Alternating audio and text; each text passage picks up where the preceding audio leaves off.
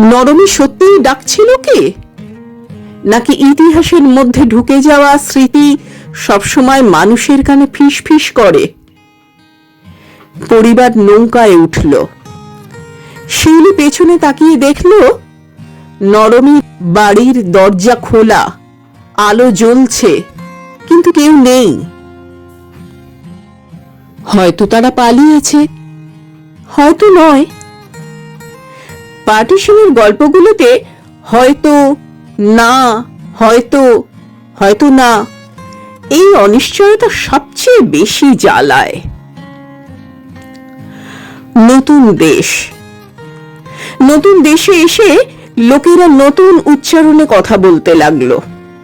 শিউলির মা বললেন, এই দেশে সব ঠিক হয়ে যাবে। কিন্তু মায়ের গলার ভিতর একটা দীর্ঘশ্বাস লুকোনো থাকতো।